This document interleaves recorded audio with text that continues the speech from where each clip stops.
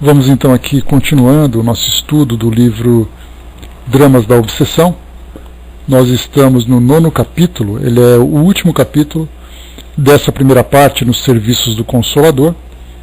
Depois a gente vai para a segunda parte, que conta um pouco da história de todas aquelas personagens envolvidas, né, nesse drama que nós estamos aqui estudando. E depois a terceira parte será a conclusão. Então a gente vai fechar aqui essa primeira parte, e se houver oportunidade a gente já inicia também um pouco do primeiro capítulo da segunda parte.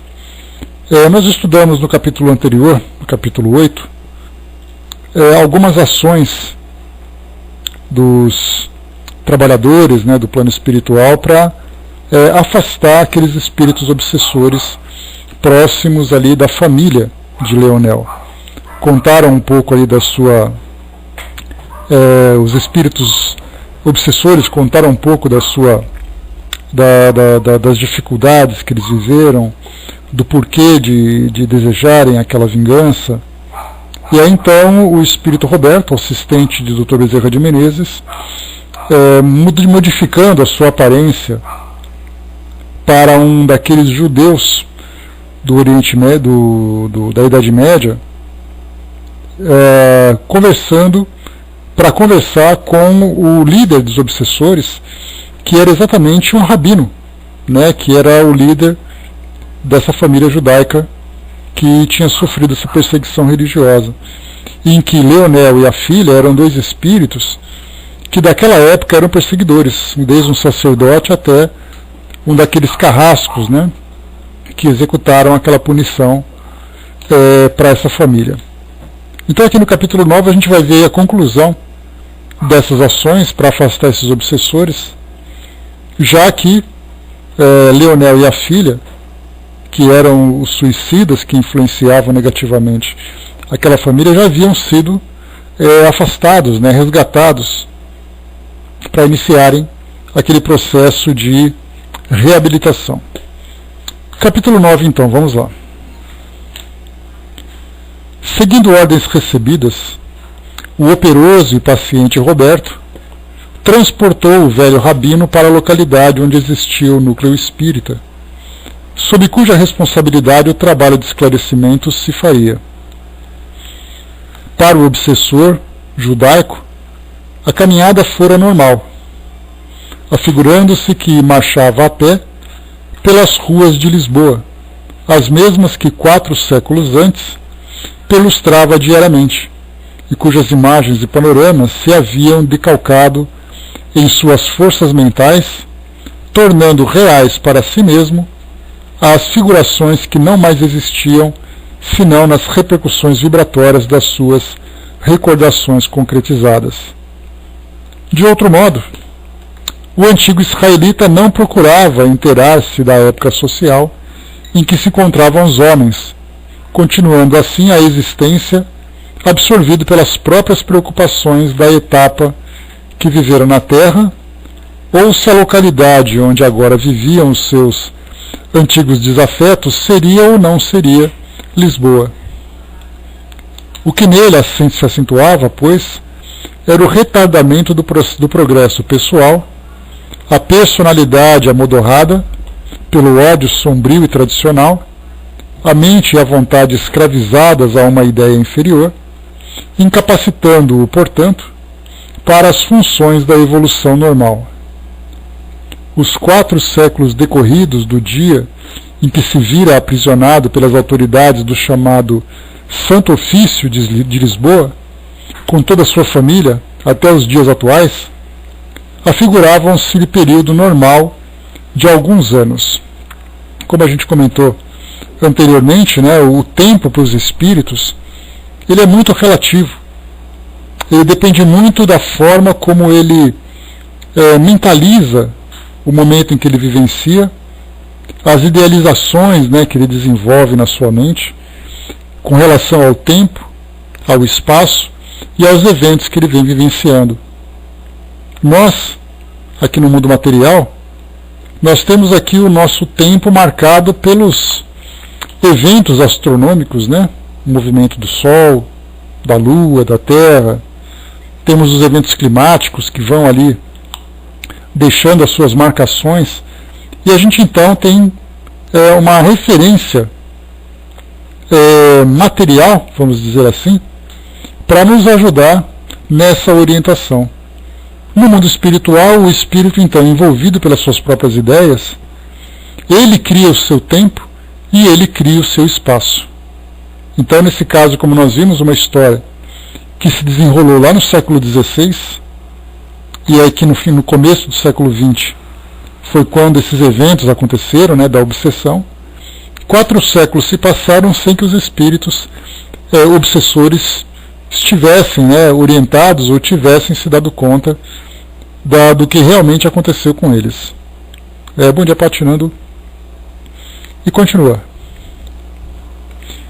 Ele perdera, aliás, a noção do tempo, como alguém que, vendo-se atirado a um calabouço durante longo período, sofre a impressão atordoante da longevidade em que se perdeu mentalmente, não podendo distinguir, portanto, as datas, não mais podendo contá-las, sequer se apercebendo do fundo do seu abismo de impossibilidades, se para além das muralhas que o detêm é dia ou permanece em trevas eternas, idênticas às do cárcere em que se amesquinha.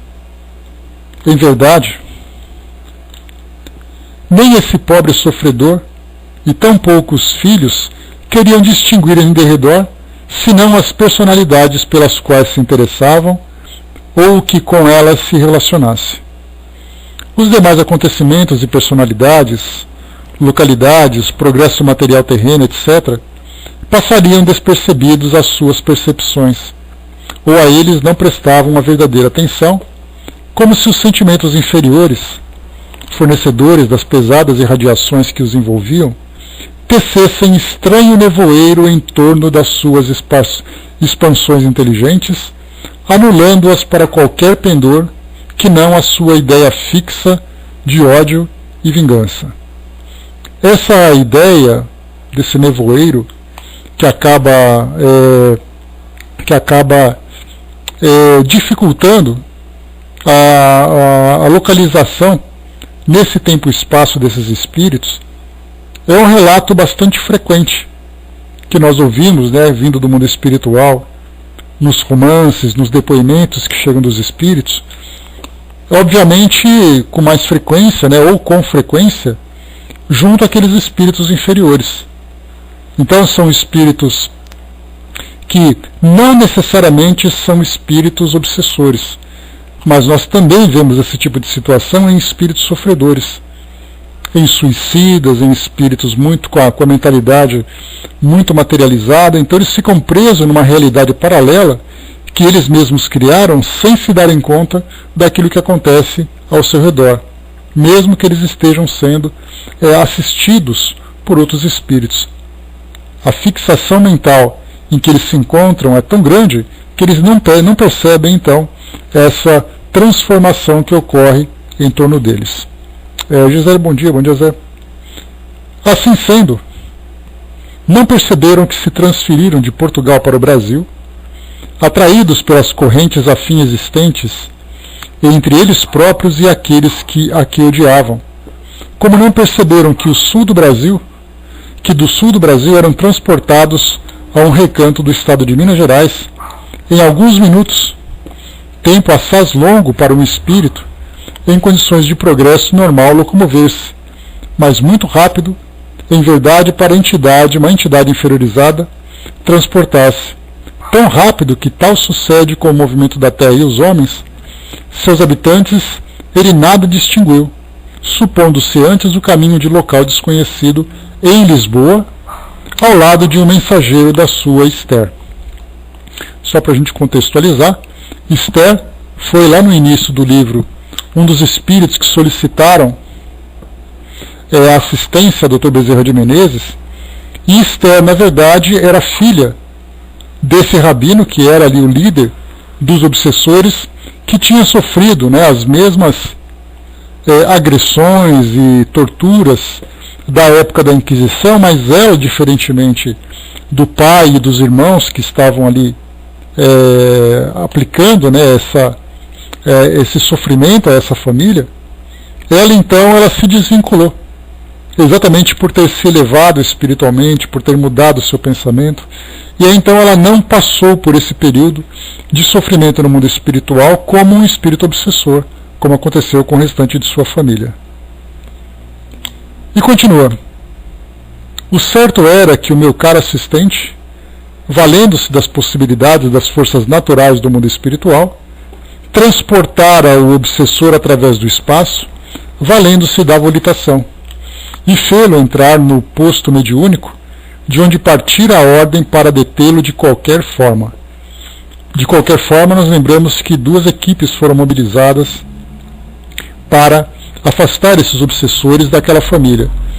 Inicialmente, Roberto, que trabalharia através do diálogo, através da evangelização, e também o espírito Peri, que seria aquele grupo, né, junto com a falange, ele e a sua falange, que seriam os espíritos que trabalhariam de uma forma mais agressiva, caso fosse necessário. Mas pelo que nós vimos aqui, não houve então essa necessidade. Outro detalhe também que nós vemos aqui. Esse relato, quando se fala sobre essa névoa que se forma na mente dos espíritos, como também o deslocamento que os espíritos conseguem realizar no plano espiritual, através da velocidade do pensamento, através da volitação, para nós são fatos relatados, mas é muito difícil para nós entendermos de que forma que isso acontece. Porque é uma realidade que para nós não existe nenhuma referência, a não ser ali nos desenhos e filmes de ficção científica, que também estão muito distantes dessa realidade. Então, o espírito se deslocar com a velocidade do pensamento, nós não conseguimos nem mensurar exatamente essa velocidade. E ele esboçar ali o desejo de se deslocar, passar rapidamente de um ponto a outro. Então nós guardamos esses relatos como sendo apenas fatos, mas que para nós não podem ser compreendidos pelo fato, mais uma vez, de não termos esse tipo de referência aqui no mundo físico. Bom dia, fraterna. E continua. O Braz lembrou aqui, né, que quer dizer, tudo tem um controle na casa da mãe, nada na casa da mãe Joana. Exatamente, né, Braz? Porque o que nós vemos, até chegamos a falar sobre isso num dos nossos encontros anteriores, que muitas vezes nós encontramos situações que parecem ilógicas para nós. Por que que isso é permitido? Por que que Deus permite que isso aconteça? De que forma exatamente que funciona essa tal lei de causa e efeito?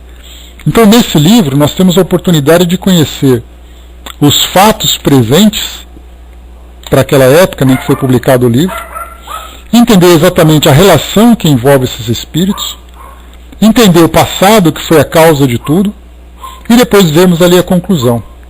Então, felizmente, nós temos a oportunidade de ver uma determinada situação sobre vários aspectos, e vemos que aquela ideia da justiça divina, que nem sempre é compreendida, vista apenas de uma forma parcial, a gente consegue entender ela de uma forma mais completa. Então, mais uma vez também, é muito difícil para nós fazermos o julgamento de um determinado evento sem conhecermos todos os elementos que envolvem aquela situação. No nosso presente, por exemplo, algo que nos choca bastante, são esses eventos trágicos que surgem, como, por exemplo, um avião que cai, um incêndio que acontece, um terremoto, um tsunami, como nós vimos há pouco tempo, um atentado terrorista. Então a gente fica se perguntando, de por que será que a justiça divina permite que isso aconteça. Da nossa parte, aí entra então exatamente o elemento da fé raciocinada, é que, embora nós não compreendamos o porquê daquele evento acontecer, nós acreditamos que ali se faz a justiça. Exatamente porque, se aquilo ocorre, é porque teve ali causas no passado, nós tivemos causas no passado que geraram aquela consequência. Então por isso que nós falamos que a doutrina espírita, ela não é uma ciência pura. Ela traz para nós ali a fé raciocinada, porque através desse raciocínio, ou de um raciocínio mais lógico, nós chegamos àquela conclusão. Então, não compreendemos os fatos, mas vemos ali a aplicação da justiça porque confiamos que essa justiça trabalha com causas justas. E aí, eventualmente, futuramente, se tivermos a oportunidade de compreender todos os fatos que envolvem aquela situação, aí veremos então a justiça aplicada de uma forma bastante justa, sem ser influenciada pelas nossas paixões. Porque são essas paixões que muitas vezes também dão traz aquela situação nebulosa na nossa mente. Porque então nós vamos para as preferências, né? Se temos ali um atentado terrorista, nós veremos, por exemplo, que aqueles vilões que provocaram o ato deveriam sofrer 5 vezes mais do que aqueles que sofreram esse atentado. Porque nós temos ali aquela questão das preferências. Numa guerra, vemos ali aqueles que são os justos e aqueles que são os injustos. No nosso ponto de vista, nós queremos punir com mais intensidade aqueles que foram injustos. Então a justiça divina ela é imparcial. E ela leva em consideração exatamente fatores que estão ainda muito longe da nossa compreensão. Não apenas na questão dos fatos que nós não compreendemos, mas faz uma análise levando em consideração exatamente as questões da personalidade, das tendências de cada um, os objetivos que devem ser alcançados. Então a justiça divina, embora nós estudemos aqui alguns dos seus aspectos, nós estamos muito, mas muito distante de abranger, de compreender e conseguir abranger a sua aplicação nessa totalidade. Vamos lá então, continuando para nós. Bom dia, pessoal que chegou. Gentilmente recebido por dedicados trabalhadores espirituais do centro em apreço, convenceu-se de que se encontrava num gabinete reservado de alguma sinagoga israelita, pois não esqueçamos de que Roberto lhe sugerira que o levaria a conhecer certo mestre judeu famoso.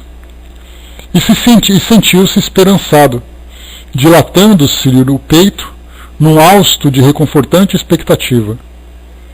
Acomodou-se em confortável poltrona, que lhe indicaram, e pensando em Esther, murmurou: disseram-me encontrar-se ela sob tutela de um grande e generoso Rabone, um dos nossos. Louvados sejam os profetas de Israel, que a salvaram do bando de corvos dos subterrâneos do Santo Ofício. Querida e pobre filha, vou finalmente ver-te. Louvados sejam os profetas. Pendeu a cabeça e adormeceu sob nossa injunção. Sobre a terra eram 2 horas da madrugada. Então aqui vemos aquela situação acontecendo no centro espírita de madrugada, a ação magnética dos espíritos, as expectativas desse espírito obsessor. Enfim, temos ali então esse cenário montado para a realização dessa assistência espiritual. Paralelo a isso, nós temos, entretanto, na residência de Leonel, isso no sul do Brasil agora, né? Os 3 jovens obsessores viram que um pelotão de guerreiros árabes invadia a casa, enquanto exteriormente guardas armados se postavam, rodeando-a, assim impossibilitando quaisquer tentativas de fuga, amedrontando-os e predispondo-o a atenderem os convites para irem ao encalço do pai. Apavorados ante a expectativa de perseguições renovadas, pois conservavam ainda, como atualidade impressionante, a lembrança das atrocidades sofridas sob o despotismo da Inquisição, corriam eles a se ocultarem, imprecando por socorro e misericórdia, bradando pelo pai que já não viam, repetindo ato por ato as cenas de terror do dia em que foram presos pela milícia do Santo Ofício, cenas que o ódio e a revolta, o terror e o desespero haviam gravado de forma indelével nas suas superexcitadas mentes. Para eles, aqueles guerreiros armados eram os assalariados da igreja, que teriam criado um capricho novo a fim de arrastá-los ainda uma vez à prisão e à consequente tortura, já tantas vezes experimentada. que importava a indumentária conhecida dos soldados árabes que ali distinguiam. Por aqueles remotos tempos, não raramente acontecia que judeus convertidos à fé católica ou que afetavam a conversão para fugirem às perseguições e visando a quaisquer vantagens pessoais que lhes permitissem viver em paz, aliavam-se às autoridades inquisitoriais ou às civis para a perseguição aos próprios irmãos de ideal religioso, do que resultavam as mais revoltantes calamidades individuais, pois, confiantes na ação dos correligionários de crença, caíam os perseguidos em ciladas irremediáveis, sucumbindo pela traição, muitas vezes ignorando mesmo que eram traídos. Esse fato, ele era, quando se estuda um pouco da história daquele período, né, da perseguição religiosa, daquela grande transformação que aconteceu na Europa, muito antes até mesmo do renascimento religioso, do renascimento cultural e da reforma religiosa, nós tínhamos ali o nascimento desse Tribunal do Santo Ofício, ali por volta dos séculos 13 e 14. Nós tivemos lá no sul da França o início dessas perseguições contra os judeus. Depois tivemos ali a reforma religiosa, chamada Reforma Protestante, ali por Martinho Lutero, e aí surgiu depois uma contra-reforma, que eram medidas da Igreja Católica para evitar esse tipo de ruptura, e aí então voltou a surgir de novo esse Tribunal do Santo Ofício, né, ou Santa Inquisição, como se chamava também naquela época, e aí então nós tínhamos aqueles que se afinizavam com essas instituições, tanto da Igreja como do próprio Santo Ofício, e se tornaram então informantes contra os próprios irmãos judeus. Então havia assim aqueles que simplesmente se vendiam, não é uma questão de julgamento, né, mas eles se deixavam levar por essas ameaças pelo medo, pela fraqueza de crença, pelas situações que viviam. E ali muitas vezes até mesmo eles se envolviam. Nós vemos isso em várias outras situações, como por exemplo na própria Segunda Guerra Mundial, onde nós tínhamos ali europeus, né, franceses, por exemplo, que acabavam entregando aqueles que eram da resistência contra a presença dos nazistas. E por que faziam isso? Tentavam se beneficiar de alguma forma. Então, vemos aqui também isso acontecendo. O pai, então, levado para Minas Gerais, para ser assistido naquele centro espírita, e os filhos continuaram ainda exercendo essa influência lá na casa de Leonel, nosso personagem. Enquanto Roberto, o assistente do Dr. Bezerra de Menezes, trabalhava com o rabino, que era o pai desses outros jovens, Peri, com aqueles espíritos que atuavam de uma forma mais ostensiva contra esses obsessores, traziam então essa ameaça e faziam renascer essas mesmas lembranças da época da Inquisição, em que os soldados invadiam residências, acorrentavam as pessoas, arrastavam e tudo mais. Então, traziam de novo essas lembranças. Bom dia, pessoal que chegou. E continua. E assim se encontravam, portanto, presas de pânico indescritível os 3 jovens obsessores, quando viram Roberto entrar sereno e confiante, procurando-os a fim de lhes falar. Reconhecendo-o, correram ao seu encontro e, num brado uníssono, interrogaram: E o Senhor nosso Pai, que é feito dele? E Esther, onde se encontram ambos? Que lhe sucedeu? Receamos que... Mas Roberto, cortando o ensejo para maiores excitações, apresentou-lhes um bilhete lacônico.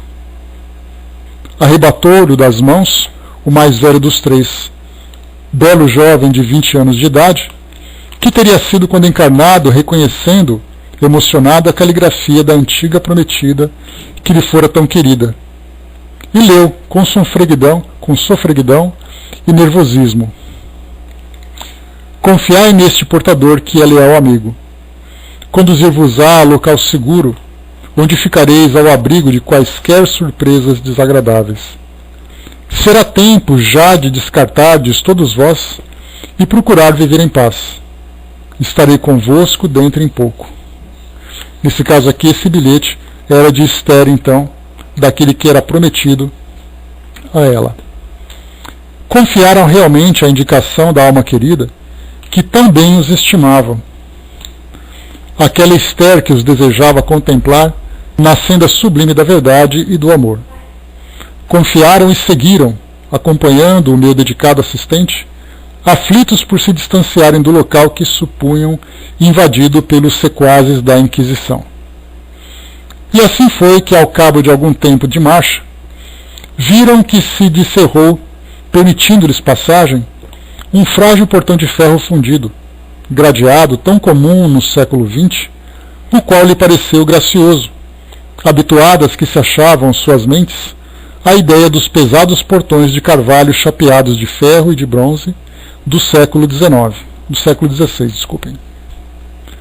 O mais novo dentre os três, espírito que havia 4 séculos conservava a forma perispiritual de um jovem de 13 anos de idade, pôs reparo no detalhe e, rindo-se, exclamou indiscreto: a julgar pela singeleza desses batentes, a segurança junto ao grande Rabone não será poderosa. Aqui uma observação trazida por Dona Ivone, né, um comentário dela. Diz assim: durante a recepção desta obra, foi-me concedida a visão desses espíritos, com as indumentárias típicas da época. Das mais comoventes era a configuração da personagem Rubem, menino vivo, inteligente, regulando 13 anos de idade, com efeito e como que nervoso, atemorizado. Trajava veludo negro, calções e meias à moda da época, semblante marmóreo, lábios finos, olhos vivos e chamejantes, um pequeno gorro tipo casquete, com pequena pluma branca.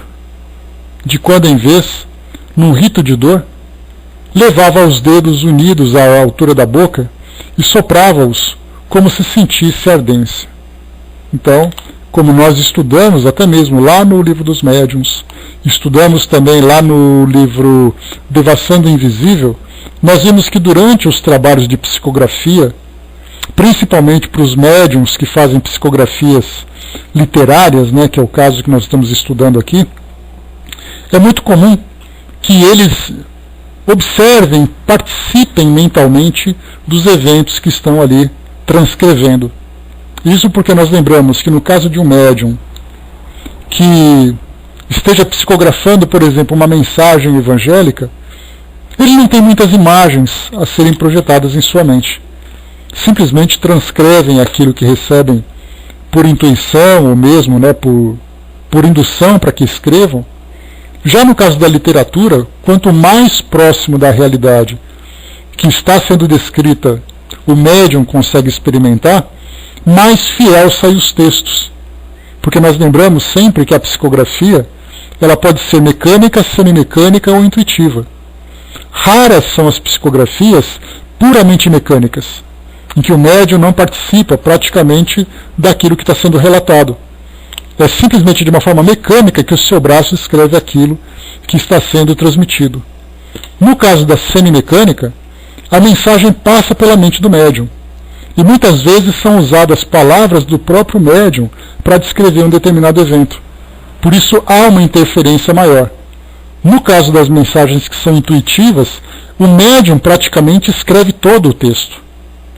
Ele apenas vai recebendo as imagens, vai recebendo ali as informações, e então ele vai escrevendo. Quanto melhor o seu vocabulário, quanto mais criativo ele for, mais interessante o texto se torna. Por isso os médiuns, psicógrafos, que trabalham com essa parte da literatura, geralmente participam mentalmente do evento. Então eles, estando ali emocionalmente envolvidos com aquele drama, ou com aquela trama, conseguem transmitir no papel elementos que também transmitem para o leitor o sentimento que aconteceu no momento em que aquilo se desenrolava.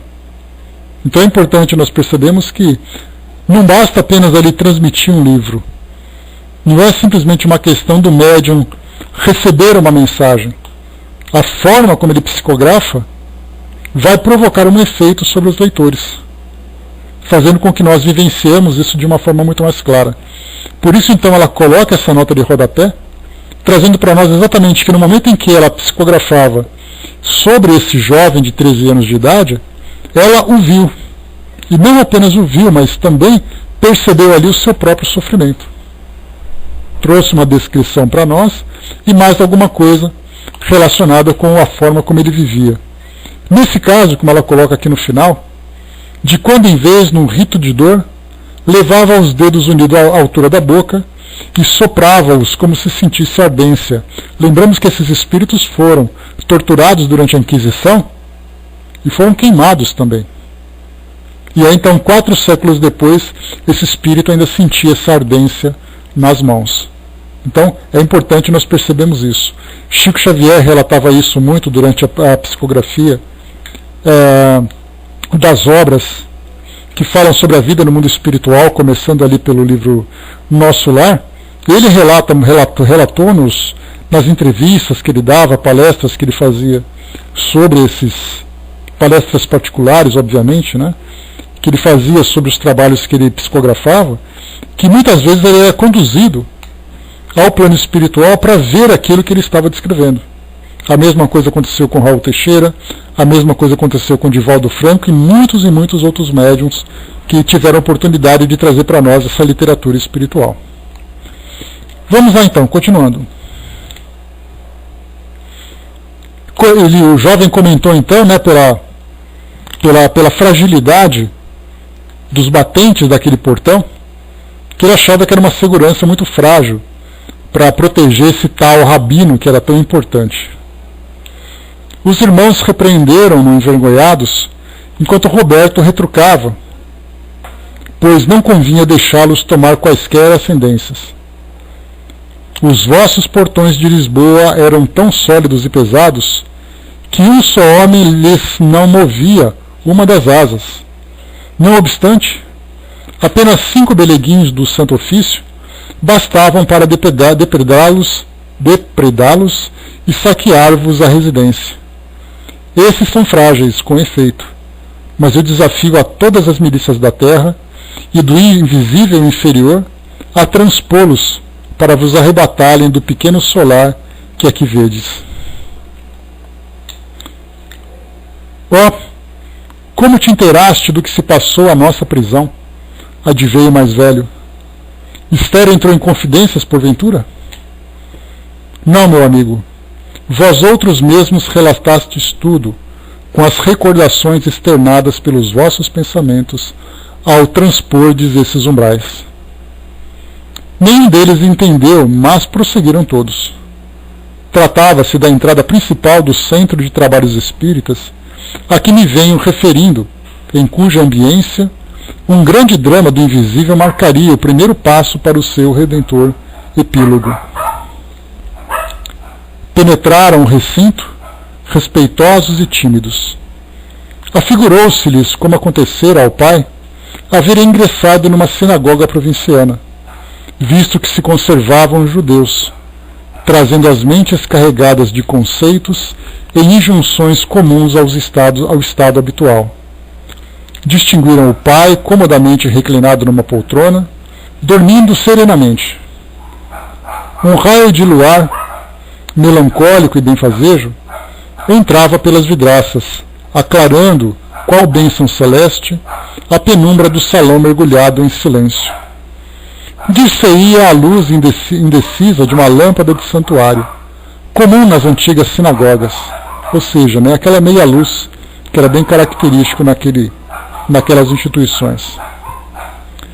Poltronas convidativas chamavam ao repouso. Eles procuraram acomodação ao lado do pai, sonolentos e fatigados. Meio atordoado, o mais velho levantou para o meu Roberto os olhos grandes e torturados e interrogou humildemente, fiel a uma dor de saudade que se alongava já por 4 séculos. E minha Esther? Quando a verei, amigo andaluz? Eles levaram-na e ela nunca mais voltou. Compadecido, meu assistente respondeu, acariciando-lhe fraternalmente os ombros. É alta noite. Agora não lograremos vê-la. Mas amanhã tê-la-ás contigo, fica certo. pois era necessário que tratássemos como se ainda fossem criaturas humanas. Aproximei-me, só então o coração invadido por intraduzível piedade, e apressei-lhes o sono espiritual, de que tanto necessitavam, servindo-me de uma pressão magnética. Aqui a gente lembra que esse discurso, na primeira pessoa, era exatamente do Dr. Bezerra de Menezes, que está contando para nós esses eventos. Então, assim que Roberto conduziu esses espíritos até a instituição, lá estava o Dr. Bezerra de Menezes trabalhando magneticamente com esses espíritos. E assim foi que aquelas infelizes entidades se entregaram ao sono indispensável à recuperação espiritual, as quais 4 séculos de ódio, de incompreensão e de inconformidade haviam aprofundado os terríveis e dramáticos sofrimentos originários da perseguição religiosa movida pela Inquisição de Portugal de sinistra memória. Então aqui terminamos essa primeira parte do nosso livro, nos trabalhos do Consolador, nos serviços do Consolador, que mostra exatamente os trabalhos das equipes espirituais, sem dúvida, Miriam, que, como a gente já viu, inclusive, a Dona Ivone comentou isso no Dramas da Obsessão, quando ela falava sobre romances, os médiuns, muitas vezes, eles ficam tomados de emoções muito verdadeiras e muito profundas, pelo fato de não apenas presenciar aquilo que está sendo relatado, mas pelo fato de também se envolverem emocionalmente com as personagens que estão ali relatando o fato. Então é algo realmente muito profundo, porque o máximo das emoções que nós sentimos hoje, aqui no nosso mundo, estão relacionados com os nossos problemas, que são problemas que acontecem durante um período da nossa vida, são situações, emoções que acontecem no dia a dia, sentimentos que nós desenvolvemos pelas pessoas, sentimentos positivos, negativos. Mas quando nós vemos fatos como esses, de tamanha intensidade, que chegam a durar, como nós vemos aqui, 4 séculos de cultivo dessas emoções, o médium percebe isso. Então, ao vermos isso acontecendo, não raras vezes, como ela mesma relatou, ela ali se via banhada em lágrimas, né, de alegria, de tristeza, diante dos fatos que ela percebia. Então, essa cena em que esses espíritos são resgatados e ficam ali presentes para receber essa assistência, é algo, sem dúvida nenhuma, muito comovente para quem presencia essa cena e está ali presente naquele cenário. O que é muito comum, inclusive, né? Vamos lá. Nessa segunda parte agora, como nós já vimos tudo acontecendo, né? Os espíritos suicidas, Leonel e a filha, que estavam ali junto àquela família do Sul, provocando aquela influência negativa, levando os familiares ainda encarnados também a caminharem em direção ao suicídio.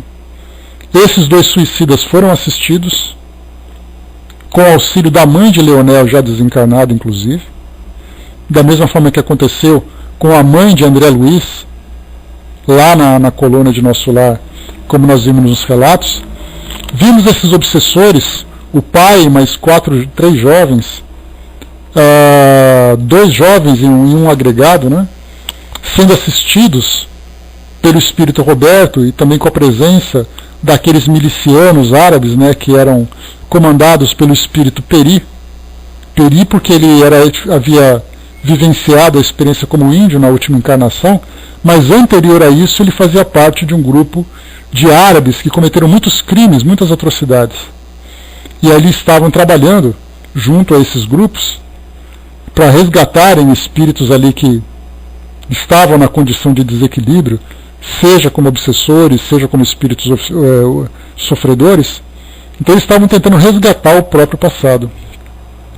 Então, esse foi o quadro que nós encontramos nessa primeira parte. A Paty lembrou, né, quase que inimaginável tanto tempo assim. Por isso que a gente vê, Paty, quando os espíritos falam para nós, 2 séculos, 3 séculos, 4 séculos vivendo alguma coisa, a gente lê e fala, ok, tudo bem, o fato está relatado.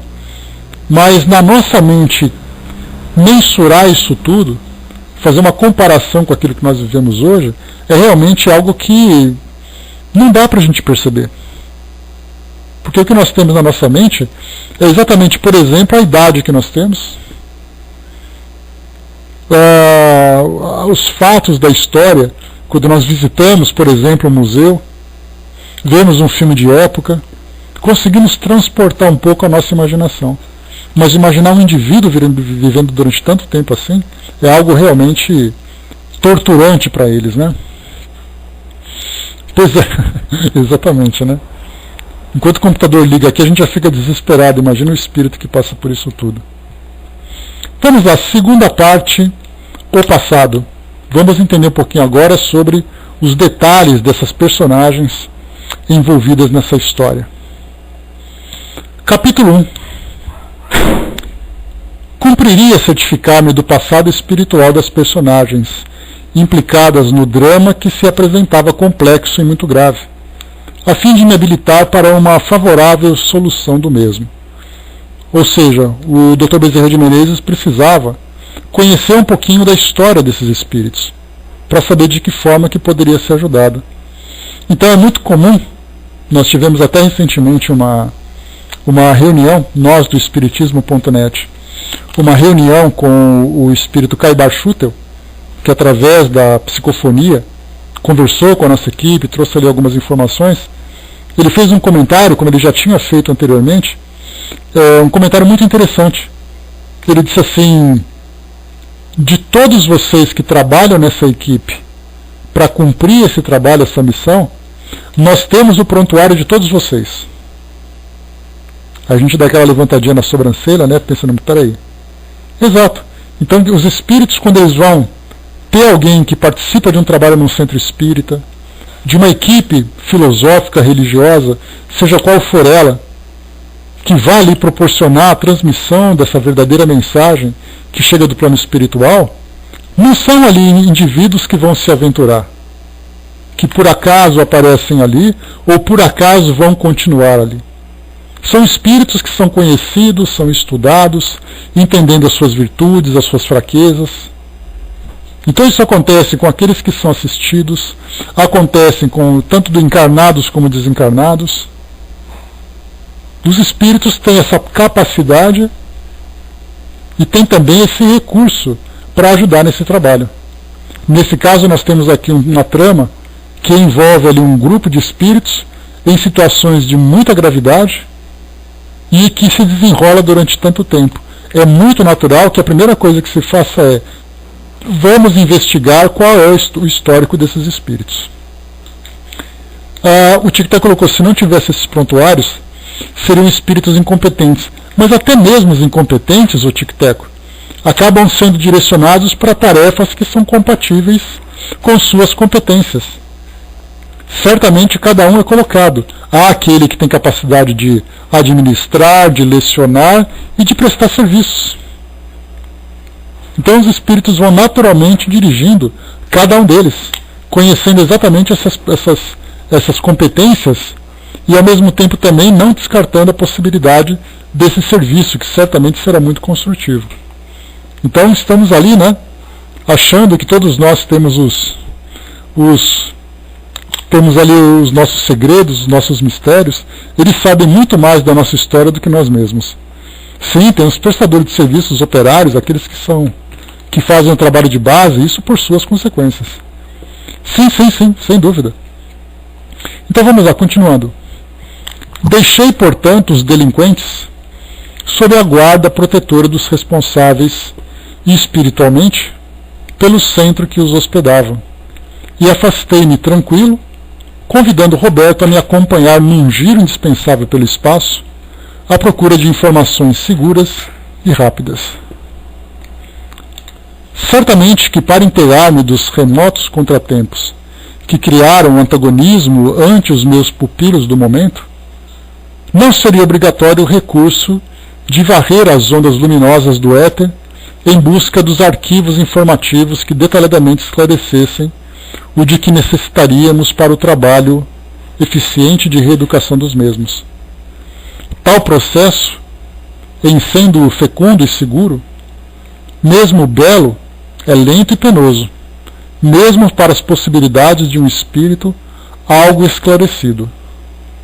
Impõe a necessidade de técnicos selecionadores, de demarcações rítmias das ondas de luz, caçando-as com os nossos padrões vibratórios, para que o serviço de boa captação não sofra deficiências para as análises sobre os acontecimentos a serem examinados. Então esse parágrafo aqui ele tem uma descrição muito curiosa, que os espíritos procuram então, através dessas ondas luminosas e vibratórias que tem no espaço, buscar informações sobre esses espíritos. Ou seja, é como se eles simplesmente fechassem os olhos e fizessem o pensamento fazer uma varredura em todas essas vibrações e ideias que se encontram dispersas na atmosfera, para filtrar aquilo que diz respeito a esses espíritos. Então, para nós, na teoria, é uma coisa que fica interessante, mas na verdade nós ficaremos assim todos de boca aberta, sem entender nada do que está acontecendo, observando essa busca, essa pesquisa que eles estão realizando. Porque, mais uma vez, somente na ficção nós conseguimos ter uma ideia muito pálida disso tudo. É mais ou menos como aquela coisa da ficção científica, né, em que o indivíduo coloca a mão assim em cima do computador, fecha os olhos e sua mente vai então vasculhando todas as informações arquivadas no HD. Ou então ele começa a olhar para o computador e as informações da internet vão chegando naturalmente com uma grande velocidade para a mente daquele espírito. Nada disso. Para nós não passa de ficção científica. Mas no mundo espiritual, a força, né, esses recursos que a mente tem, vão muito além da nossa compreensão. Mas vamos lá. Aconteceu então o tal processo, que embora seja moroso, né, trabalhoso, lento, foi certamente ali efetivo. Conforme não mais ignoram os estudiosos e pensadores do Espiritismo, as poderosas sensibilidades etéricas, as ondas luminosas disseminadas pelo espaço, o fluido universal, enfim, sede da criação, veículo da vida, possui a prodigiosa capacidade de fotografar e arquivar em suas indestrutíveis essências os acontecimentos desenrolados sob a luz do sol, da terra ou pela vastidão do infinito. A história da humanidade, portanto, estaria arquivada em imagens e sons pelo infinito afora, e como a da humanidade, necessariamente a história de cada individualidade particularmente. Ou seja, né, a gente já começa a ter um pouco de vertigem. Imaginar que tudo aquilo que aconteceu na história do universo, na história do nosso planeta, são informações que se encontram dispersas. Basta que nós tenhamos a capacidade de entrar em sintonia. Por isso, não raras vezes nós encontramos na literatura espírita, nessas que trazem para nós principalmente romances, que mostram assim, né, que eles dizem: naquele momento uma tela mental abriu-se sobre a sua cabeça e começou a projetar imagens de tal época. Certamente vocês já devem ter visto isso. Então, enquanto nós pensamos numa possível tecnologia que permite acessar essas informações, nós entendemos agora que essas informações já se encontram dispersas no universo todo.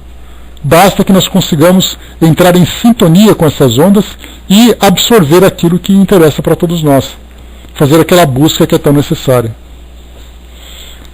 Rever, portanto, o que passou, rebuscando imagens e cenas fotografadas nas ambiências etéricas, não será para um espírito trabalhador tarefa muito rara, embora penosa.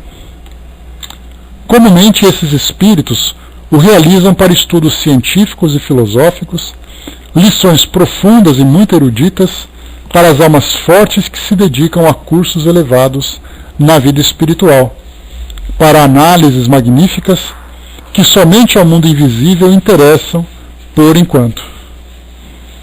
Para o caso de Leonel, no entanto, seria indispensável tal recurso, visto que poderíamos contar com outros processos mais fáceis, igualmente seguros. Poderíamos, por exemplo, extrair dos arquivos mentais do próprio Leonel, em operação melindrosa, o seu passado reencarnatório, particularizando episódios em que se visse em relações com aqueles que, no momento, eram seus obsessores. Poderíamos tentar as mesmas informações com seus 4 perseguidores, obrigando-os a um retrocesso parcial ao pretérito para extrair da sua memória ou consciência, arquivos mentais do perispírito, as recordações informativas exatas, uma vez que na precária situação em que se achavam, não lograriam energias para evocarem voluntariamente esse passado, com as minúcias de que precisaríamos. Repugnávamos, todavia, torturar tanto a todos eles, pois forçá-los ao amargor do retrocesso da memória seria excitar-lhes o sofrimento, aguçando-lhes as raivas, abalando-lhes as faculdades carentes de bálsamos e consolações. Restava-nos, porém, o formoso espírito de Esther, que nos procuraria naquela mesma emergência, dispondo-se a auxiliar os trabalhos com valioso concurso em torno de seus entes queridos e prontificando-se a tudo a que dela exigíssemos. Mas nós a víamos tão angelical e adorável, tão docemente humilde e encantadora, que nos detivemos no ensejo de solicitar-lhe o favor de uma confidência minuciosa sobre o passado dela própria e das 2 falanges litigantes, desencorajados de a levar a reacender no próprio ser episódios vividos entre dores e opróbrios que antes deveriam ser para sempre esquecidos. Antes de continuarmos aqui, nós vimos que essa indução de regressão de memória que nós vimos aqui, ela é uma indução também realizada por espíritos obsessores, que fazem com que aqueles que são vítimas de suas torturas, de suas perseguições, revivam os mesmos erros do passado insistentemente. E esse tipo de ação é capaz de levá-los até mesmo à loucura, porque o indivíduo ficaria vendo e revendo e repetidamente vivenciando aqueles erros do passado como uma forma de tortura, fazendo inclusive que muitas pessoas entrem na trajetória do suicídio por não se suportarem mais diante do peso de suas consciências. Então essa regressão de memória é uma técnica que é realizada no mundo espiritual, que pode ser aplicada de uma forma positiva ou negativa. Angelina colocou, não entendi, por isso que se diz, quando Deus quer, o universo conspira e o homem cria, sem dúvida. Temos ali uma correnteza de ideias, né, que estão aí permeadas no universo, que aquele que está em sintonia com o plano mais elevado consegue entender ali tudo aquilo que acontece à sua volta, ter uma percepção muito mais apurada, receber intuições que são muito mais objetivas. O Brás colocou no trabalho da espiritualidade a nosso favor 24 horas por dia, e nós nem percebemos. No livro Iniciação à Viagem Astral mostra as equipes trabalhando continuadamente, né? E sem dúvida, não para. Essa coisa de trabalhar somente algumas horas por dia e descansar o resto é uma coisa de nós encarnados que temos essa necessidade. Mas para o plano espiritual, para esses espíritos trabalhadores, é uma ação contínua. Júnior colocou, né, imaginando a que ponto um de nós pode pensar em suicídio. Basta simplesmente que nós nos coloquemos diante de situações que são muito constrangedoras para nós, né, Júnior? Felizmente, a maioria de nós já, embora tenhamos, né, embora tenha um histórico de erros, né, no nosso passado, é possível nós lidarmos de uma forma mais equilibrada com esses erros. Começou, por exemplo, com o auto-perdão, começou com o nosso processo de regeneração. Então nós sabemos que erramos, mas estamos trabalhando para recuperar. Mas há aqueles que erram e não se transformam. Por isso essas imagens ficam ali vivas em suas memórias. Não apenas nessa questão de indução que os espíritos acabam realizando, mas muitas vezes nós mesmos deixamos essas imagens vivas.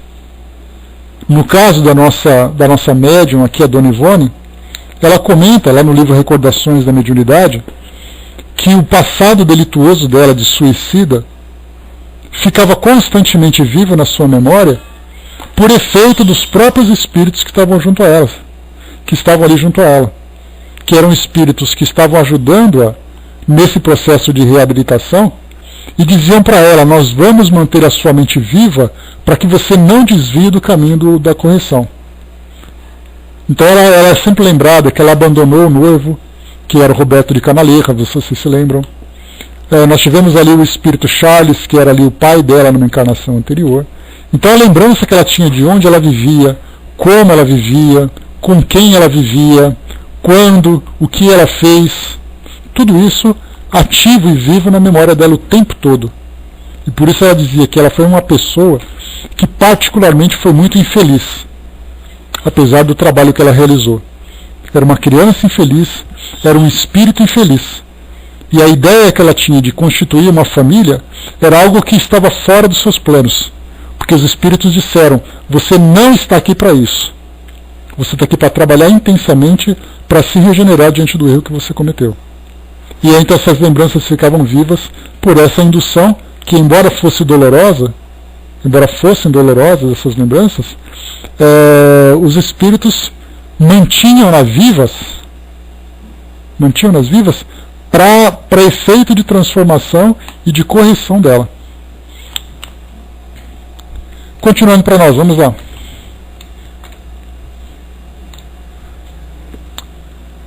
Deliberamos então recorrer ao guardião hierárquico de Leonel, certo de que, por mais desgraçada e revel que seja uma individualidade, sempre será exato que contará com fiéis amigos do plano invisível, prontos a beneficiá-la e assisti-la, desde que ela própria consinta em ser auxiliada, através da boa vontade em progredir. Aqui nós já falamos sobre isso. Por pior que seja o espírito aqui encarnado, ele sempre vai ter um espírito que guarda por ele. Aí nós perguntamos: mas por que ele não se transforma? Porque ele não quer. Mas por que ele não é impedido? Porque existe ali um objetivo para a sua existência, inclusive para a própria sociedade onde ele se encontra inserido. E aí vem exatamente a ideia da justiça divina, que nós temos tanta dificuldade de compreender. E continua. Prontificou-se ao relatório solicitado o venerando mentor espiritual e, bondosamente, qual o emérito professor na cátedra elucidativa, foi dizendo como em prelúdio as narrações que viriam a seguir. O nosso querido Leonel necessitava, meus amigos, realmente da amarga lição que finalmente a lei das causas e dos efeitos o levou a experimentar. Desde tempo remoto até a atualidade, ele se vem inspirando em diretrizes corrompidas, arraigando a paixões inferiores, sem boa vontade para a emenda em princípios regeneradores, apesar dos vossos esforços para conduzi-lo à marcha legítima para o bem. O orgulho incorrigível, os instintos inferiores, a indiferença pelo respeito a Deus e às leis da vida e da morte, a permanência intransigente nas ínfimas camadas da moral, as consequências sempre desastrosas daí decorrentes, bradavam por um corretivo mais enérgico, uma punição que, levando-o à dor legítima, dispusesse suas faculdades a atitudes mais sóbrias, permitindo-lhe raciocínios a bem de si mesmo. Variados ensejos para o progresso, nós lhes vimos concedendo dentro de período milenar. Milenário, ha menosprezado tudo, conservando-se fiel ao antagonismo com a luz. Vezes várias fizemo-lo reencarnar em ambientes honestos, no seio dos quais lições e exemplos educativos jamais escassearam. A tudo repudiou, desgostando pais, ferindo irmãos, atraiçoando amigos. Continuando aqui então, dei um errinho rápido aqui. Voltando então. A tudo repudiou, desgostando pais, ferindo irmãos, atraiçoando amigos, negando-se ao dever, reincidindo em faltas graves, afastando-se de Deus. Fixado assim, num ciclo que se tornava vicioso, urgia algo em seu socorro através de um corretivo que para sempre lhe sacudisse as forças psíquicas para novos rumos. Qual corretivo, porém, a aplicar? Que punição bastante justa, castigo assaz sábio para, corrigindo, não reverter em impiedade por parte da lei que os permitisse. De fácil solução seria o problema, aplicado tantas vezes entre os endurecidos do mal, pela mesma lei, deixá-lo inteiramente entregue ao seu livre-arbítrio. Afastarmos-nos dos seus caminhos, não mais o aconselhando durante o sono corporal, e tampouco tecendo em torno dos seus passos barreiras que anulassem os múltiplos malefícios com que teimava em embarricar a própria evolução moral e espiritual.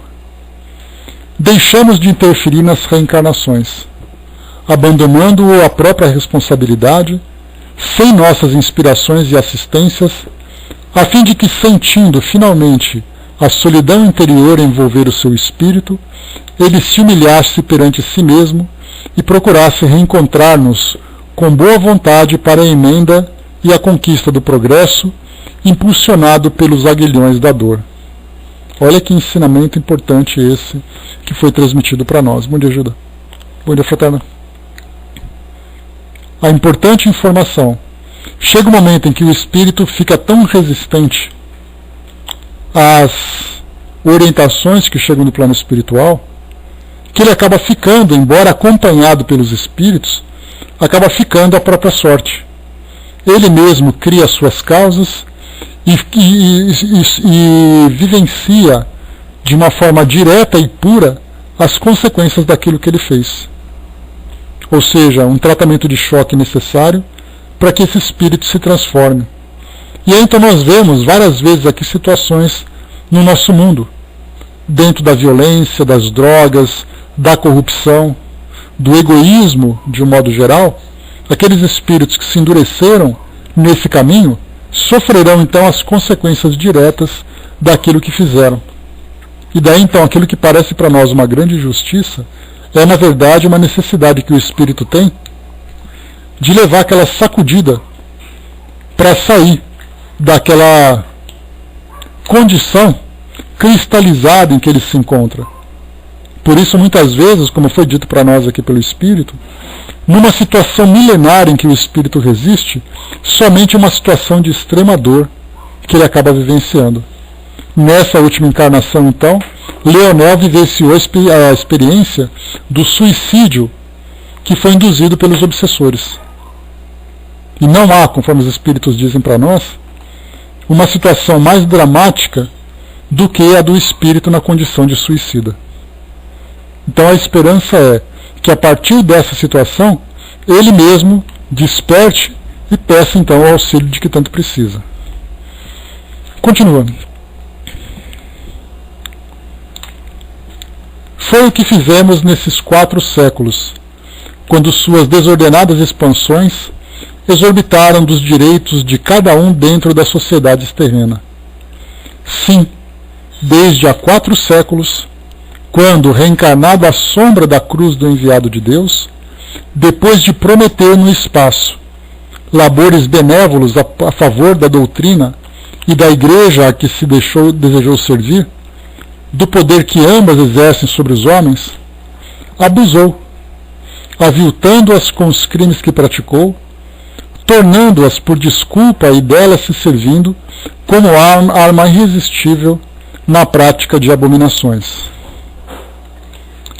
Fez uma pausa o erudito mentor, que se diria antigo patriarca oriental, e continuou após, salmodiando vibrações dulcíssimas, só compreensíveis à mentalidade de um desencarnado como ele.